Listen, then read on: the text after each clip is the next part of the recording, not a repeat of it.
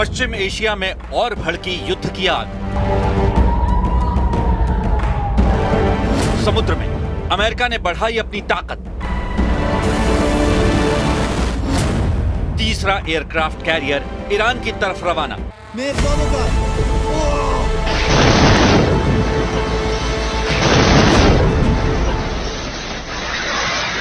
America और Iran के बीच जंग की आग लगातार भड़कती जा रही है।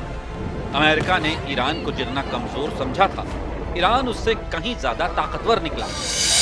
दावा है कि ईरान की मिसाइलों ने अमेरिका के एयरक्राफ्ट कैरियर अब्राहम लिंकन को टारगेट बनाया, तो अमेरिका ने समुद्र में अपनी सैन्य मौजूदगी और बढ़ा दी है। अमेरिका पश्चिम एशिया में तीसरा एयरक्राफ्ट कैरियर तैनात करने की तैयारी कर रहा है। फॉक्स न्यूज का दावा है कि यूएसएस जॉर्ज एच.डब्ल्यू. बुश जल्द अटलांटिक पार करके पूर्वी भूमध्य सागर की तरफ बढ़ेगा, ताकि ईरान पर दबाव बढ़ाया जा सके और इलाके में अमेरिकी मौजूदगी और मजबूत हो सके। अगर जॉर्ज एच.डब्ल्यू. बुश भी खाड़ी में पहुंच जाता है तो ईरान के आसपास 3 अमेरिकी एयरक्राफ्ट कैरियर तैनात हो जाएंगे।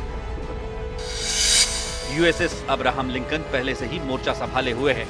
इसके बाद अमेरिका ने यूएसएस जेराल्ड आर फोर्ड को युद्ध के लिए भेजा और अब अमेरिका ने समंदर के राजा कहे जाने वाले यूएसएस जॉर्ज एच.डब्ल्यू. बुश को युद्ध क्षेत्र में उतार दिया है।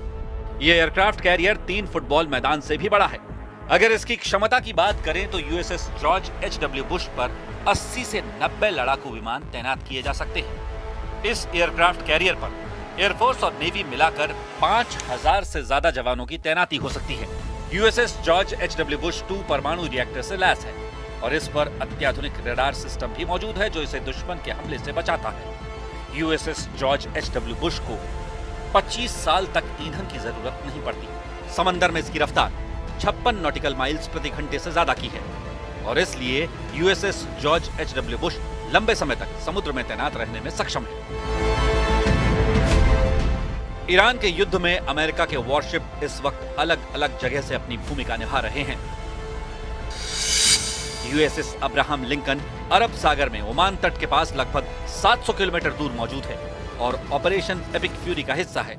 यूएसएस जेराल्ड आर फोर्ड लाल सागर में एक्टिव है और ऑपरेशन एपिक फ्यूरी का हिस्सा है। इसके साथ ही यूएसएस जॉर्ज एच.डब्ल्यू. बुश वर्जीनिया के पास ड्रिल पूरी करने के बाद मिडल ईस्ट की ओर रवाना हो गया है और इस वक्त अटलांटिक महासागर में मौजूद है। जंग के मैदान में अमेरिका के 3 विशाल एयरक्राफ्ट कैरियर की मौजूदगी ये दिखाती है कि वो अब पीछे हटने के मूड में नहीं है। समंदर में यूएसएस जॉर्ज एच.डब्ल्यू. बुश की तैनाती के बाद भूमध्य सागर में अमेरिका की मौजूदगी और ज्यादा मजबूत हो जाएगी। लेकिन ईरान ने भी अपने पलटवार से साफ कर दिया है कि ट्रंप के लिए ये लड़ाई आसान होगी।